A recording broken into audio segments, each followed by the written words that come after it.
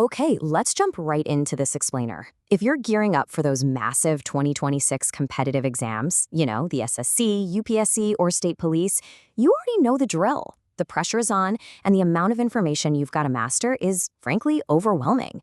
But hey, that's exactly why we're tackling this together today. We're going to do a high-yield, totally consolidated review of two absolute pillars of your syllabus: climatology and the Indian freedom struggle. We've basically taken thousands of potential questions and distilled them right down to the core facts. We're going to connect the physical forces that shape our planet with the historical forces that shaped modern India. Right off the bat, let's test your exam readiness with a bit of a curveball. What connects the Roaring Forties to the Indian monsoon? Keep that in the back of your mind as we go. Today is all about gamifying our study session. By the end of this explainer, the answer to that trivia question, along with dozens of others, is going to be second nature to you. So here is our battle plan for today. First, cracking general studies exams. Then, atmosphere and global winds. Third, decoding the Indian monsoon. Fourth, 1857, sparks of freedom.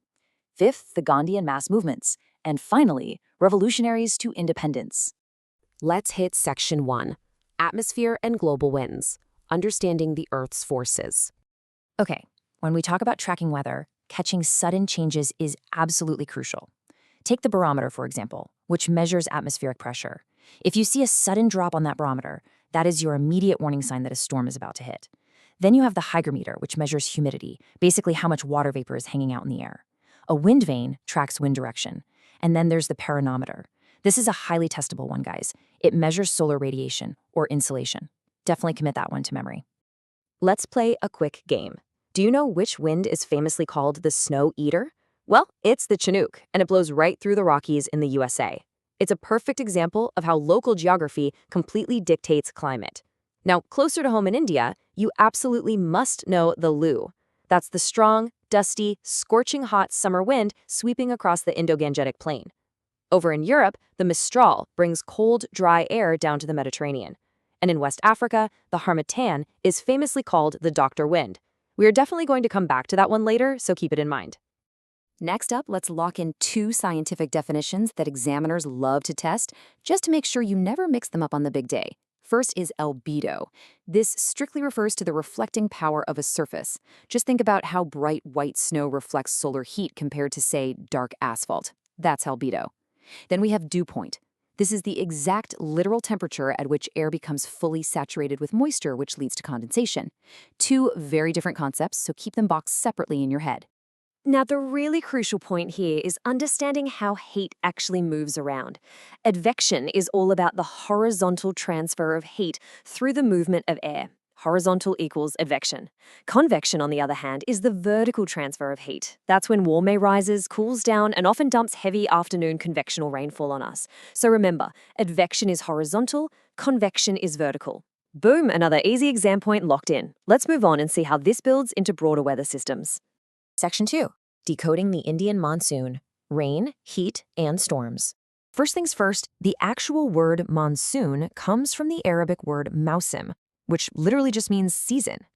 In India, the southwest monsoon is the main event of the year, and the official starting line is the Kerala coast, where it reliably makes landfall right around June 1st. But before that main monsoon even hits, we get these really vital pre-monsoon phenomena.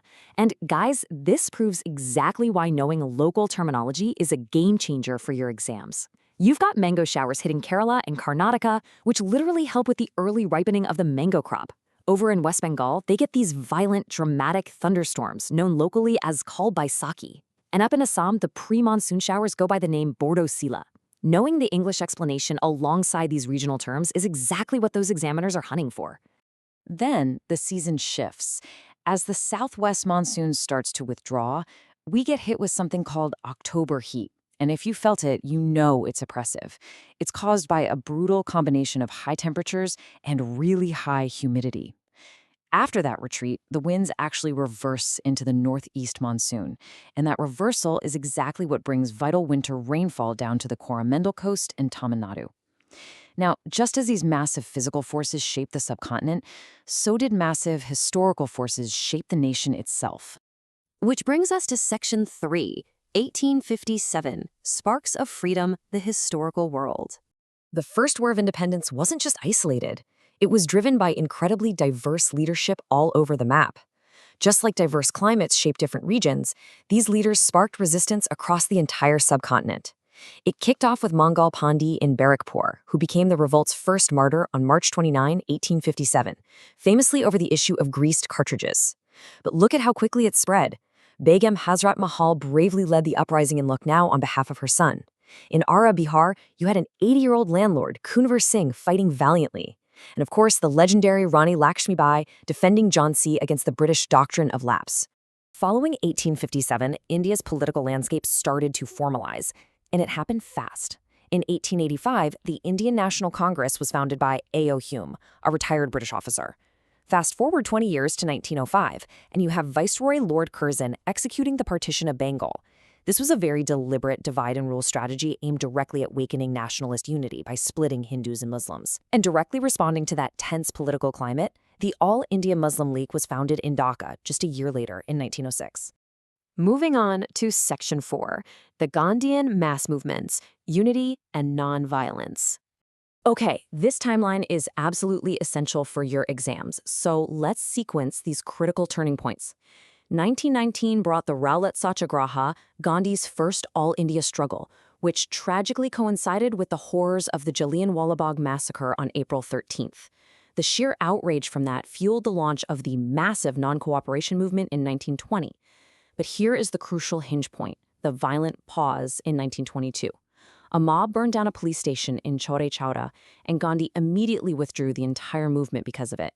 It actually wasn't until 1930 that mass defiance fully returned with the historic Dandi March, where Gandhi walked to break the salt law and officially launched the civil disobedience movement. All of this momentum ultimately culminated in his most iconic call to action, do or die, karo ya maro. Gandhi delivered this legendary slogan during his speech at the Gowalia Tank Maidan in Bombay on August 8, 1942. That moment officially ignited the Quit India movement. Section 5. Revolutionaries to Independence, the Final Push. Now, I'm sure you have heard the powerful slogan, Inqilab Zindabad. But there's a really specific historical nuance here that exam writers just love to test. While the phrase itself was actually coined by Hasrat Mohani in 1921, it was the revolutionary Bhagat Singh who truly immortalized and popularized it right after the daring assembly bombing in 1929. Don't fall for the trap. Know who coined it versus who popularized it. This revolutionary push featured some incredibly daring actions across several years. Back in 1913, the Ghadar Party was actually founded way over in San Francisco by Lala Hardiyal, with the goal of liberating India through armed revolution. In 1925, you have the famous Kakori train action, executed by figures like Ram Prasad Bismal and Ashfaqullah. And leaping to 1930, Surya Sen, who was affectionately known as Master Da, organized the incredibly bold Chittagong Armory raid. These are highly screenshotable milestones, guys. Let's keep this high-yield momentum going by matching some crucial titles to the leaders who earned them. Vallabhbhai Patel earned the title Iron Man of India for the massive task of integrating over 500 princely states. Khan Abdul Ghaffar Khan was known as the Frontier Gandhi because he led the nonviolent Red Shirts up in the Northwest. Subhash Chandra Bose gave the electrifying call Dilli Chalo to inspire the Indian National Army. And it was actually a British journalist, Valentine Chirol, who dubbed B.G. Tilak the father of Indian unrest. All right, next up is a rapid-fire list of essential firsts. These are notoriously frequent in competitive exams, so lock them in. The first Indian to ever pass the ICS exam, Satyendra Nath Tagore in 1863. The first Indian woman president of the Indian National Congress, Sarojini Naidu in 1925. Now watch out for this next one, it's a classic trap. The first Governor-General of independent India was actually Lord Mountbatten, but the first Indian Governor-General of India was C. Rajagopalachari, who took over in 1948. Be very careful with how that question is worded. Finally, we reach the bureaucratic finish line of the entire freedom struggle. In 1946, the cabinet mission arrived to discuss the transfer of power, and that paved the way directly for the Indian Independence Act, which was passed in July 1947. This monumental piece of legislation, setting independence for August 15th, was overseen by the Labour Party's British Prime Minister Clement Attlee. And just like that, we have synthesized an unbelievable amount of general studies data. Let's wrap up with that quick retention check I promised. Do you remember which local wind is known as the doctor wind? I told you we'd come back to it. Yep, it's the Harmattan, blowing across West Africa. If you remembered that, you're already training your brain to work exactly how it needs to on exam day. You've got the structure, you've got the facts, and now it's up to you to take this knowledge and run with it. As you finish up this explainer and head back to your books, I want you to ask yourself, are you just memorizing disconnected facts, or are you truly connecting the forces of the physical world with the forces of human history to guarantee your success? Keep studying, keep connecting those dots, and I'll see you in the next one.